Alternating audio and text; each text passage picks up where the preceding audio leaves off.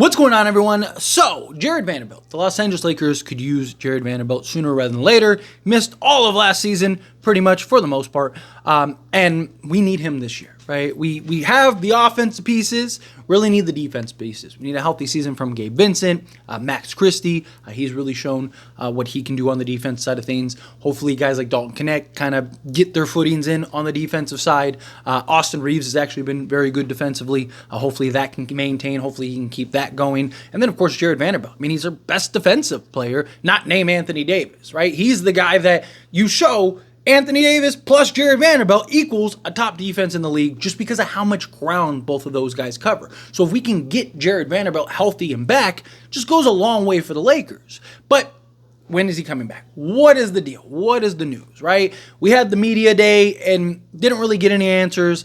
JJ Redick spoke on Jared Vanderbilt, and it's not really like an answer, right? It's not really quite what we want, but JJ Redick says on Jared Vanderbilt that Jared Vanderbilt's ramped up process remains on target for being available sometime around the beginning of the season. He later said that he designed a zone defense package LA Lakers will have in its arsenal when it's specifically catered to Vanderbilt. So it's not the update we want, but it is an update because, one, we know he's supposed to still is on track to come back early in the season. Two, JJ Redick just said that they have a defensive package specifically specialized for Jared Vanderbilt, which I'm excited to see. Because, again, Jared Vanderbilt just covers so much ground. We've talked about it and kind of joked about it and laughed about it in the past, which I think is funny is that I'm wearing a Dragon Ball Z shirt, but a Dragon Ball shirt, because I've talked about, it seems like Jared Vanderbilt is instant transmission all over the place. He's over there just like, doo, doo, doo. Like, go watch that Warrior series, 2 years ago now, and watch him just defend Steph. Like, he had sequences where, like, he literally is chasing around Steph, gets off of Steph because Steph gives the ball up, goes and defends the big fella, and then he ends up passing it back, gets back to Steph Curry, they, like, swings it around, he's back over. It's just, the ground that man covers is insane. Again, he's one of, if not the best on-ball defenders in the entire league.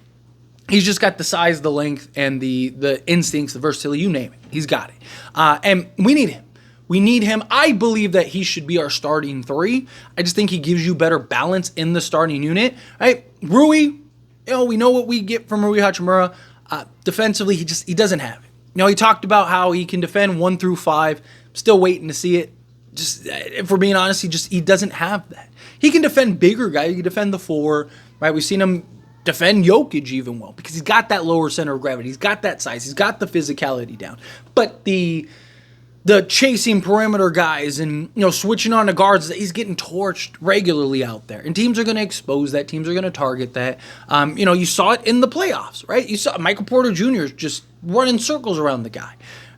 I just think at some point you're going to need to find that better balance, and I think Jared Vanderbilt's likely going to be in the starting unit. Plus, if you bring Rui off the bench, he can be more of a focal point offensively in the bench unit, and you need the bench scoring, right? All of our starters are kind of in, or all of our scorers are in the starting unit. You could use some scoring punch outside, of the starters, and so Jared Vanderbilt slotted into that 3.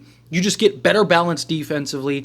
Look, Darvin Ham was able to figure out how to make Jared Vanderbilt a double-digit scorer. He was averaging double digits before he got hurt again.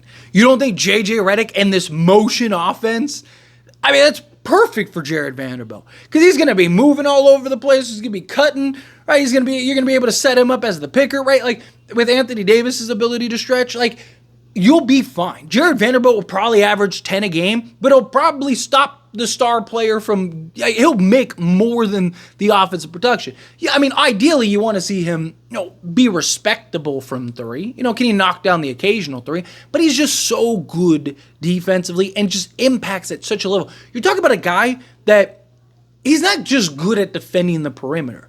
He's like an expert at slowing down the stars. Go look at like Luka's numbers when Vando was defending him. Look at Steph's numbers when Vando was defending him. Anthony Edwards, when Ja Morant. Like, Go down the list of all the stars on all the Western Conference teams, right? You can even do it with the Eastern Conference teams, but the West is where we're in, right? Go look at all those guys and look at their numbers versus Jared Vanderbilt. I mean, he's clams. You're never going to stop those guys. Like, Luka's going to get his 25, but does he get 30, right? And what is the efficiency, right? Because getting 25 on, 12 attempts is much different than getting 25 on 25 attempts, right? Like, there's just differences. So, and that difference is the difference between you winning or losing a series or a game or you name it, right? Like, if Luka's averaging 30 a game and Jared Vanderbilt's holding him to 25 a game, well, then that's 5-point differential that you have in your benefit, right? And then whatever he gives you on the offense side is just an added bonus. Obviously, we need some offensive production from him, but I do believe that the Lakers will be able to figure that out. I do believe that the Lakers will be able to make him be at least serviceable offensively. But can he stay healthy is the problem. Because we've seen him, be healthy, we thought was going to be healthy, comes back, gets hurt again, and then out, and then now he's out again. And look, they went and they did the surgery on both of his feet, right? Now has hopefully everything kind of cleaned up, resolved. But you need to maintain that. And he has an injury history. Right? This isn't a guy that's he's just been healthy every year and this is his first significant injury. No, this is something that has been persistent with him.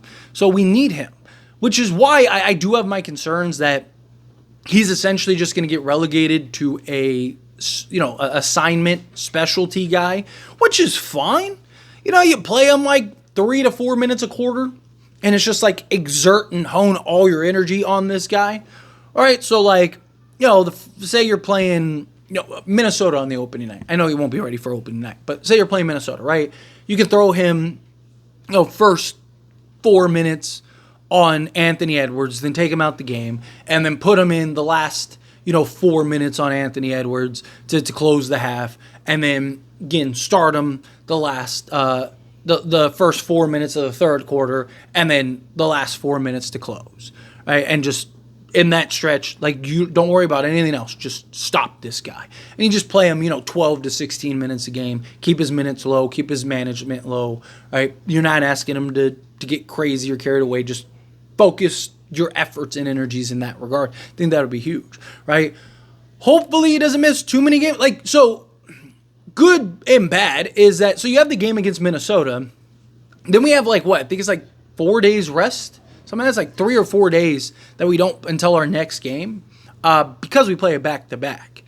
So my guess is we probably get through that stretch. So really, we have a week plus before we start getting in a game 5 and 6 and so on, right? Rather than it's just boom, boom, boom, boom, boom, boom, boom, where it's okay, you got a game next, 2 days later, 2 days later, 2 days later. It's just you got a game, then you got time off, then you got a game, and then you got time off, right? So my hope is that kind of reduces the amount of games that he misses. Right, hopefully it's only the first 5 to 7 games. Hopefully he's back. At worst, maybe the first 10 games. He's back game number 10. Now, again, obviously you don't want to rush him. You want to give him time. Better to have him miss the first 22 games so he can play all 60 than him rush to play 20 of the 22 games and then now he misses the last 60. Right, you'd rather that than the alternative. So don't rush him. Take your time with him. But it would be nice to get him back sooner rather than later. And also so that way he can start, because he's not able to get into the flow of the offense. He's not able to work with the guys, right? He's rehabbing. He's trying to ramp stuff up. He's doing stuff on his own independently. I mean, with the Lakers staff and trainers and stuff. But still, he's not able to run 5-on-5s, work on the play sets and all that stuff, right? So you want to be able to give him time to kind of work his way in. I don't think you start him immediately when he gets back. I think he will come off the bench. But I do think at some point during the season, once he's gotten 25, 30 games under his belt, so maybe the second half of the season, I do think that there's a real argument to start him. Unless you get, if you get a Jeremy Grant or something, maybe that changes things. But I just think, Jared Vanderbilt, he's going to come back and then he's going to need 20 plus games to really kind of get his legs under him for one, get back to being the Vando. Because you got to remember when he came back last year, he wasn't immediately Jared Vanderbilt. It took him about 10 games to really start showing signs. And then you're like, okay, now he's starting to get back there, and boom, he gets hurt again. It's just like, oh, come on. Can we just catch a little break, right? Like, so we'll have to see, be patient with him, and then give him the time necessary when he comes back, which is why I like the idea of like him coming back. Don't make him go 0 to 100, right? Like, here's 10 minutes, here's 12 minutes, here's 10 minutes, here's 12 minutes, okay, here's 15 minutes, here's 15 minutes, here's another 10, looking a little gassed, right? Like, like pace him throughout the first 20 plus games so that way he can be good, be ready, and then boom, really take that stride. But anyway, as always, this is a discussion, and I pass a question on to you. Let me know your thoughts and opinions down in the comments below. What do you think? How do you feel? What are your thoughts? Excited for Jared Vanderbilt? Are you not excited for Jared Vanderbilt? Do you think like, we can't really count on him? Injuries, all that stuff. You think like, no, he'll be back. We're going to be ready. I do like that JJ Redick already has defensive schemes for Jared Vanderbilt, and I'm excited for that because Vando is a monster on the defensive side. But again, however you feel, whatever your thoughts are, let me know down in the comments below. That being said, if you haven't liked this video, hit that like button. Helps me a lot. Helps me enjoy these types of videos, and I truly appreciate it. Not subscribe to the channel, hit that subscribe button. Turn on the bell notifications. Appreciate y'all. See you in the next one. Thank you.